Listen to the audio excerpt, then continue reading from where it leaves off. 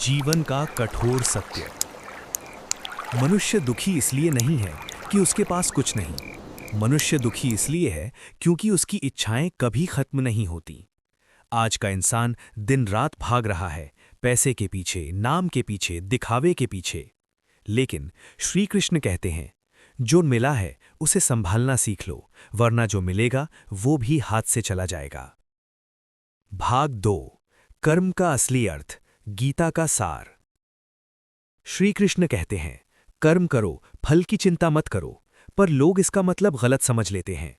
कर्म का मतलब सिर्फ मेहनत नहीं है।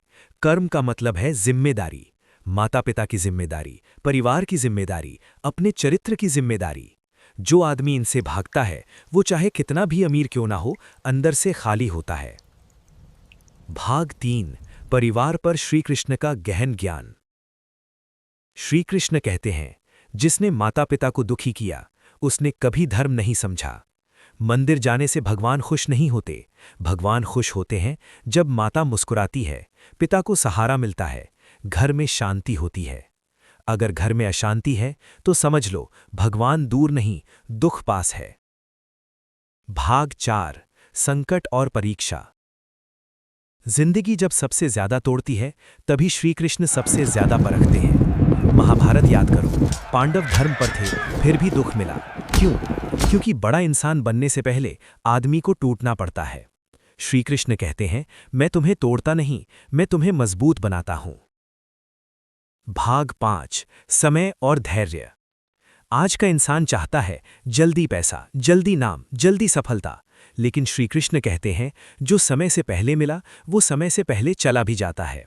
धैर्य रखो, जो तुम्हारा है वो आएगा और जो नहीं है उसके लिए रोना व्यर्थ है। भाग 6, अहंकार का अंत।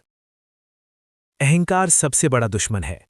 रावण को ज्ञान था, शक्ति थी, फिर भी विनाश हुआ। क्यों? क्योंकि उसने झुकना नहीं सीखा। श्री कृष्ण कहते हैं, जो झुकता है वही उठता है।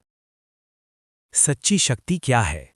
सच्ची शक्ति मसल्स में नहीं, गुस्से में नहीं, पैसे में नहीं।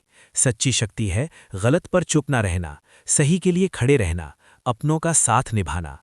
जो ये कर ले वही श्री कृष्ण का सच्चा भक्त है। श्री कृष्ण तुम्हारी तकलीफ नहीं हटाते, श्री कृष्ण तुम्हें तकलीफ से लड़ना सिखाते हैं। अगर ये ज्ञान दिल को लगा तो समझ लेना श्री कृष्ण तुम्हारे साथ हैं।